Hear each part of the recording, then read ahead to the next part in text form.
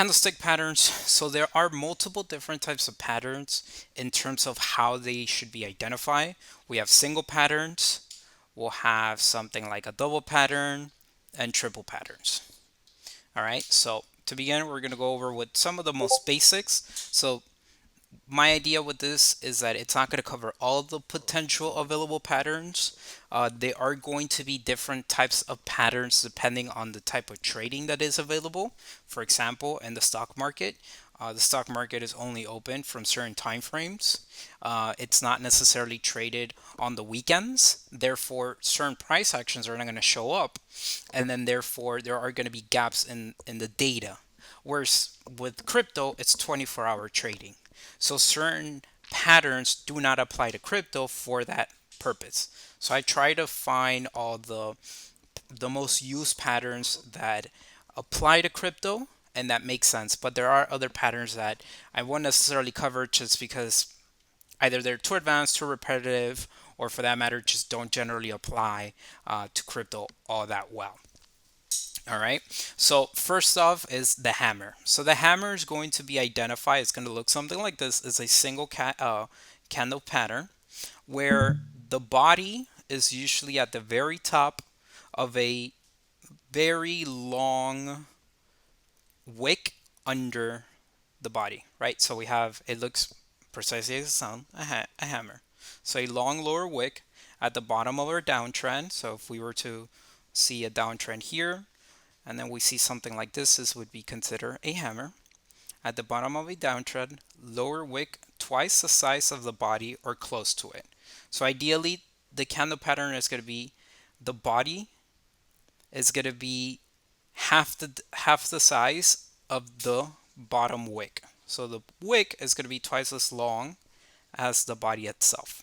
And it's going to appear somewhere at the end of a downward market. So if we were to look at, a full extended chart, we would probably see a bunch of red candles, maybe a green candle, but overall trend is downward. And then at the very bottom of that, or towards the end of that downward trend, we'll see something like this. If we see something like this, we would call this a hammer.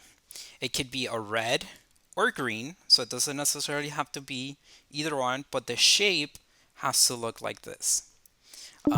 Overall, if it's green, it means that there's a stronger bullish reaction, meaning that the preceding candles or the preceding days or month, depending on what you're looking at, have a stronger sense of a bullish market rather than a bearish market.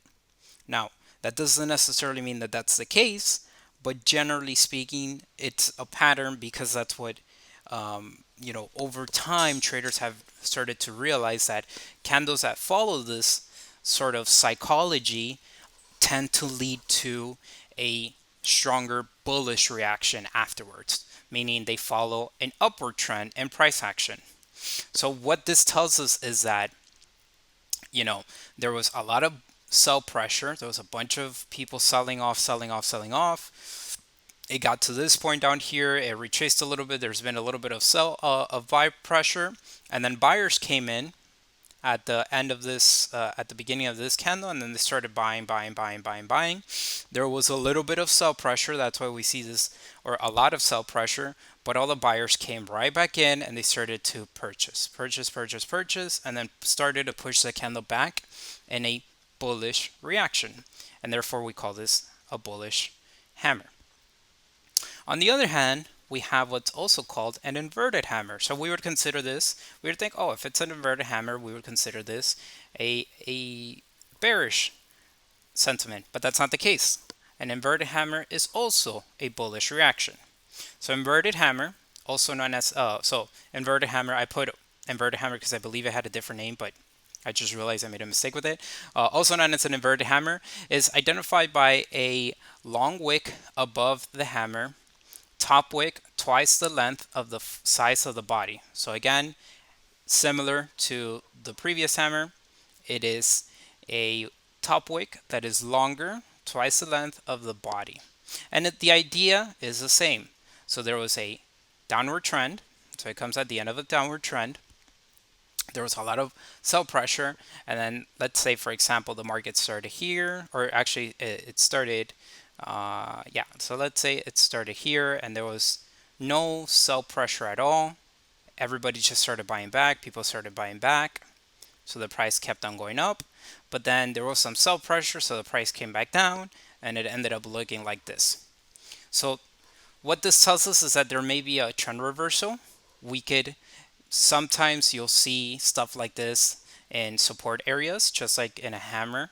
You'll probably find it around support areas where there's no more sell pressure, right? There's no more people selling the stock or crypto, and it's now identified by buyers increasing or buying into. So there's buy pressure now, right? So inverted hammer and hammer are both the same action, or identify the same action of a bullish trend, or can be an identifier for a bullish trend. Also, real quick, keep in Sure. mind with pretty much all the patterns that we're going to be talking about, all of these definitions are somewhat vague. You don't have to take them exactly word for word. So, for example, on that top picture on the hammer, if there's a very tiny wick at the top of the body, I would still consider that a hammer, Yeah. even though it's not like a absolute perfect textbook hammer.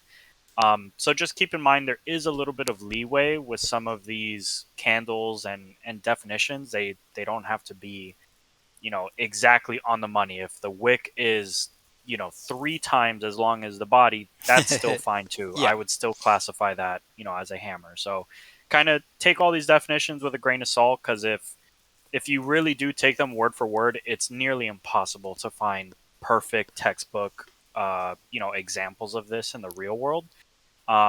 So yeah, just kind of put a little, like a hyphen after everything. Like it should be two, the wick should be two times the size of the body ish. And it should be, in the example of the hammer, it should be a full body on top with a wick under ish. Yeah. So yeah, don't take it like super set in stone concrete.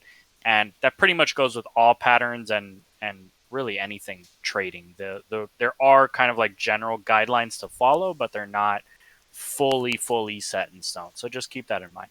Yeah, 100%. At the end of the day, you have to remember this is we're trying to quantify a psychological reaction to trading. Because that's basically what this is. We're trying to say, okay, people are trading in this method based on a psychological emotional reaction, and we're trying to quantify it and put it into a chart. Right, so it's never going to be perfect. It's just going to give you an idea, right? Because there are some patterns that may look similar to each other, and that's where sort of you want to be like, oh, okay, well, twice the size, right? But it could be a lot shorter. I mean, this isn't necessarily, I mean, in this case, it's twice the size. But let's imagine that this wick was, all the way up here. I'd probably still consider it a hammer. Maybe it's a strange hammer. I would take that with a grain of salt too, just because it looks too weird to be considered, too long for it to be a hammer. So there has to be something fishy going on. But one of the things that you'll start to see with these patterns is that they have to be put into context, right? If I give you a candle that looks like that and you tell me, oh, that's a hammer on a single pattern, sure.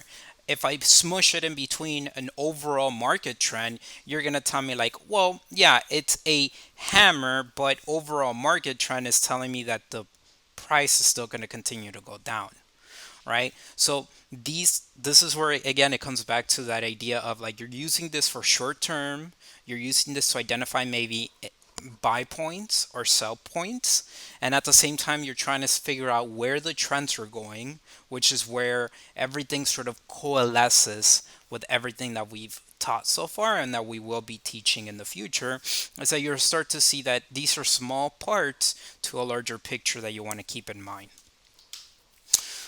So the next pattern that you'll see is what's called a doji candle. So there are a couple of examples here. I'll first start off with what's called the bullish spinning top, but it could also be considered a bearish spinning top.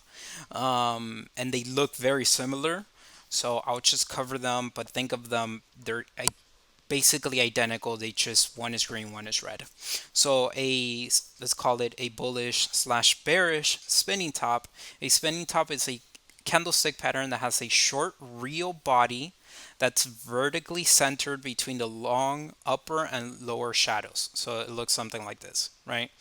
So it's just a very long top wick and a very long bottom wick. Same thing if it's a bearish, long top, short, and then a very small sort of body. It's not necessarily pulling in one direction or pulling in the other, but overall it just looks like this. Gray bodies that are closed, not far from where it opened, shows in this indecision in the market. So either one that you're looking at, whether it's green or red, it just shows that the market really doesn't know where it's going. It's just telling us that it opened here, it closed here, but there was a lot of sell pressure, there was a lot of buy pressure, and it sort of just ended almost identical to where it started, which is something very similar to a doji candle, which we'll cover now. But spinning tops and doji candles are very similar in those regards. As we'll see now, is they're basically, as you can see here, they're different styles of saying that there is some indecisiveness in the market. So bullish top looks like this, or bullish or bearish spinning top looks like this, and it's just identifying some indecision in the market. Doji candles or open and closes are the same or very close to each other depending on the context of the market. So there's different types of doji candles depending on where the market is standing. So they could be bullish or bearish or neutral. So a long-legged doji could be very similar or is very similar. These two are considered sort of neutral. Um, is a situation where high price, low price, and then the open and close price are either the same, which is kind of rare to see in crypto. It's a little bit easier to see that in real stocks, or very close to each other to the point that it looks like it just open and close at the same price. That just, again, like I said, shows indecision in the market. We have a gravestone doji, which I believe this is a, if I remember correctly, this is a, because I get these two confused, this is a bearish sentiment candle, meaning that there has been some high sell prices, some not so low prices, but overall, it seems that the market is trending downward. That hence gravestone doji, right? But there's still some indecision as to where it's exactly the context of it is going to go. And then dragonfly doji is the same thing as a gravestone, but the opposite. This is more of a bullish trend. So gravestone bearish, dragonfly bullish. In that there's still some indecision, but there's definitely a more upward or better bullish trend happening. Now, you want to take these with a grain of salt and look at the overall context of the market because that's really going to determine how the market is going to play out, right? If you see a dragonfly doji, but the next 2 days it's just showing you a downward trend, then yes, it was a dragonfly doji, but at the end of the day, it's still trending downwards. So there's a very, you have to take these as neutral more than anything. Um, you can lean them in one or the other direction, but I would consider these more neutral patterns that you could look at and say, okay, the price can go up, the price can go down, but the market's not really sure as to what's going to happen. In crypto overall, doshis are very difficult to find. I've probably seen maybe like two or three since I've been looking at charts. They're not something that is easy to find because of the relative volatility of crypto and the fact that we're trading 24/7. If we're trading in real stocks, that you trade from like what is it, 9 a.m. to like 5 p.m. Right, Nick? Somewhere in that time frame, Eastern Standard Time, whereas Yeah. crypto is all day long, right? So finding something like this in the crypto world is much more rare, but it's still possible, and it still shows that indecision in the market, in essence. Yeah. Also keep in mind that not all patterns are created equal. And what I mean by that is, although like on that bottom right example where you see the bullish spinning top and the bearish spinning top, although technically yes, one does show bullish sentiment and one does show bearish sentiment, At the end of the day, they're both still dojis, which means that open and close were pretty much right at the same price or very close to it. So, although one may be green and one may be red, overall the sentiment is indecision. And just because this one says, bullish spinning top, this doesn't quite have the same psychological impact as like a bullish engulfing candle, for example. So there are some patterns that are a little bit stronger when it comes to just like general sentiment on future price action. So don't try not to get tripped up either if a pattern just says bullish in it. That doesn't mean there's like a really strong sway that the next candle is going to be bullish, because sometimes it is a little deceiving, like these, especially dojis. The kind of whole premises on dojis is uncertainty, and you can put bullish in front of uncertainty, but at the end of the day it's still uncertainty. Yeah, So just keep that in mind. Not all patterns are kind of treated the same. Me personally, if I saw a bullish spinning top on, like live while I'm analyzing a chart, if I see that green bullish spinning top, I'm not considering that a bullish movement whatsoever. I'm treating that as indecision, and therefore at that point I am not swayed in either direction, up or down. I'm treating that more as neutral and uncertainty. So just keep that in mind. Don't let the kind of like keywords stick out and kind of confuse you. At the end of the day, doji is uncertainty, whether it's green or red. It really means that the market doesn't really know what to do with that price yet. correct. Yeah, yeah. It's just the only reason why one is green and the only reason why one is red is just because, it opened here, it closed up here. This one opened up here, it closed out here. But if we look at this in a vacuum or on its own, you're like, well, they're basically the same, right? Yeah, That basically a full day went by uh, and nothing happened. nothing happened. So Right. one is green, one is red, just because they close and open at the wrong place, at the different places, but they're identical in any other way, shape, or form. So it Yeah. just doesn't really give us a lot other than indecision. People really don't know where this is going, and we're sort of gonna have to wait and see what's gonna happen, right? It is a little different too. So my kind of like previous statements on dojis being complete uncertainty is more so for those like middle of the road dojis, like that bottom right example is really more of what I'm talking about. The dragonfly and the gravestone dojis, those do have a little bit more sway when it comes to just like market sentiment, even though they are still dojis, which, as you can see from those examples, price open and close basically at the same exact price. Um, I like to think about all these patterns in kind of a story. It helps me kind of digest the information a little bit better. And so basically, when you're looking at a chart, it's really bears versus bulls, people that are long versus people that are short. And when you see a gravestone doji, you see, so price starts right where that horizontal line is, where it says open and close price. And price starts, and the price action starts moving. And throughout the day, it looks like, obviously we can't see like the live feed of what happened throughout that whole candle, but most likely what happened is throughout the day that price increase and increase and increase, and it went all the way to the top where it shows that high price at. And then somewhere, in the middle of the day, all of those bulls got basically taken down by all of the bears, and the bears were able to bring that price all the way back down to where it started, and then even a little bit lower. And finally the bulls kind of picked it up again and was able to bring it back to where it opened.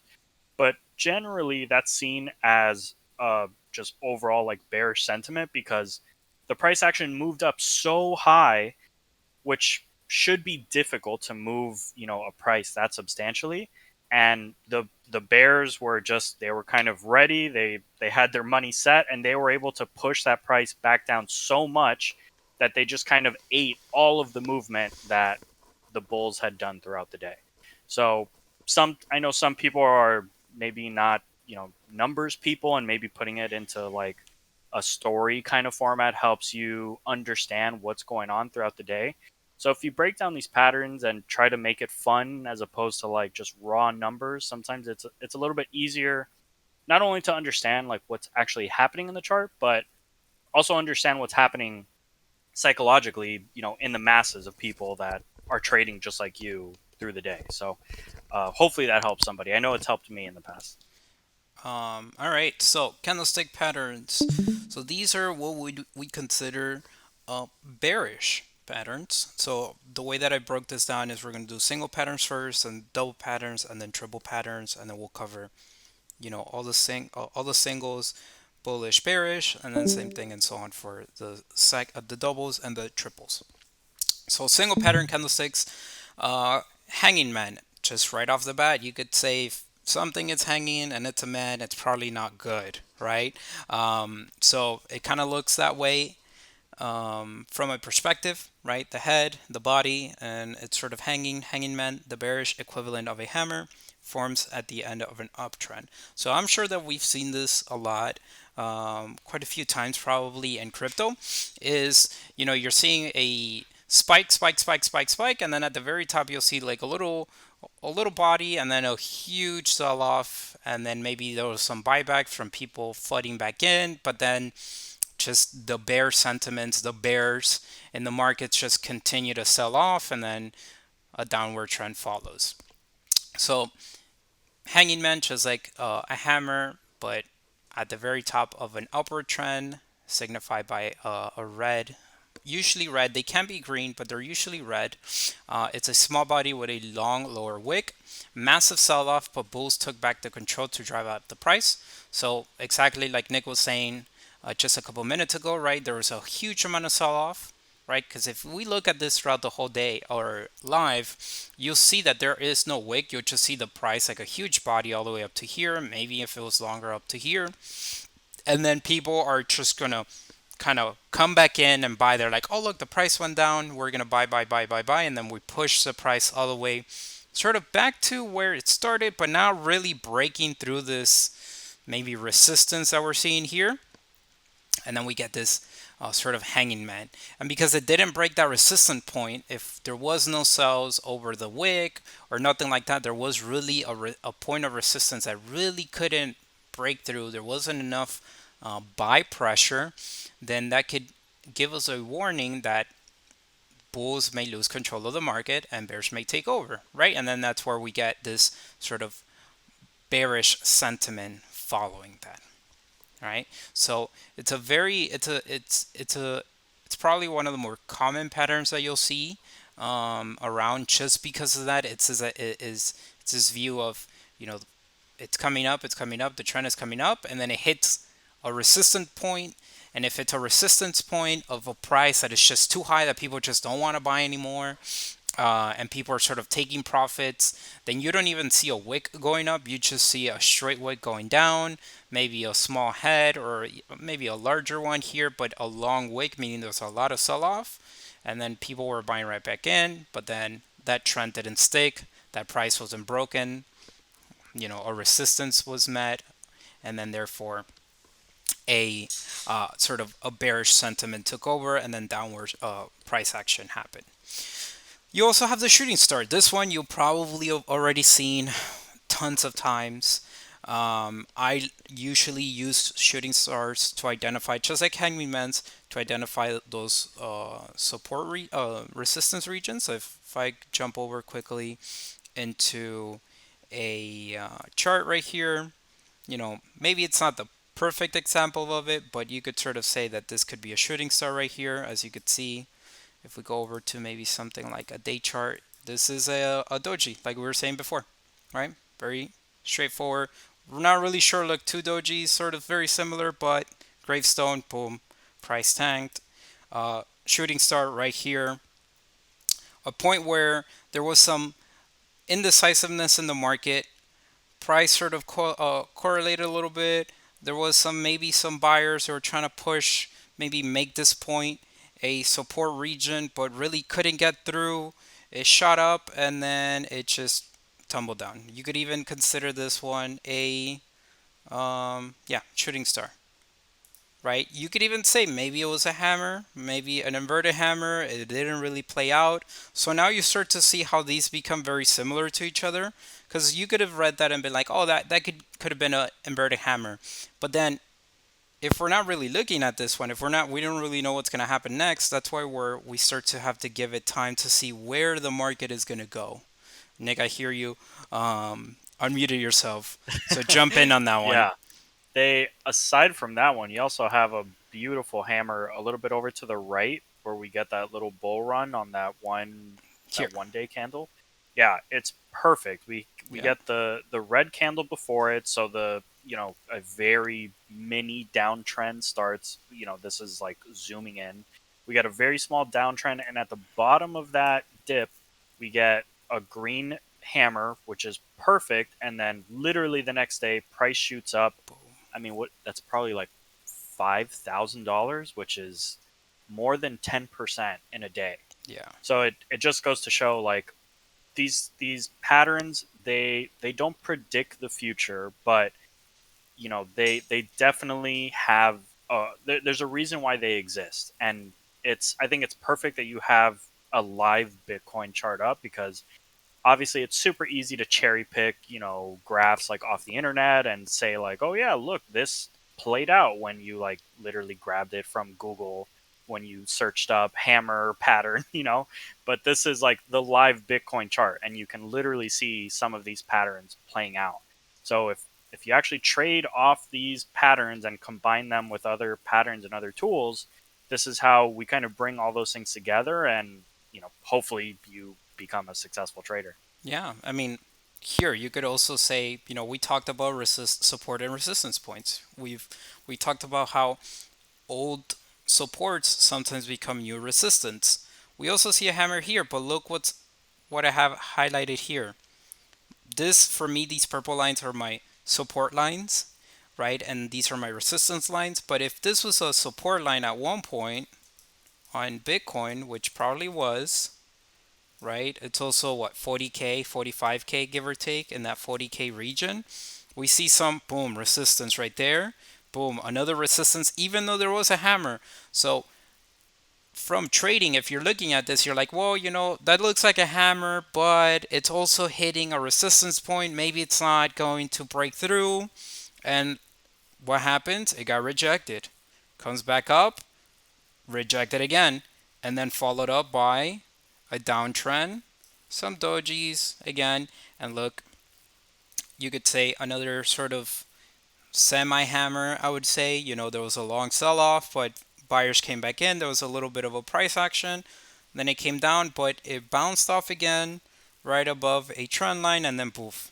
But look where it hit again, a resistance point. So what we're trying to get at here is with these patterns is that you're combining the patterns together to find points of interest. So a pattern alone Yeah. from a candlestick is not going to tell you all the story, but a pattern from the candlesticks plus a pattern with your support and resistance plus if we zoom out your trend lines, now you're starting to get a better story as to what could happen, right? And we see if I mark the trend line, I see people bouncing off of them, people bouncing off the support, which actually is supposed to be up here because I think I moved it earlier. So somewhere in the 45k region that we talked about in the past. And look at that. Bounces off of here, bounces off of here, bounces off of here, bounces off of here.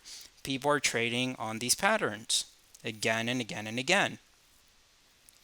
Yeah, So, you kind of beat me to it. I was going to mention yeah. that not no one of these patterns or one of these tools alone is enough to, generally speaking, enough to make a successful trade, because there are going to be plenty of times where you have a bullish indicator, but it might be, you know, touching or coming up to a resistance zone.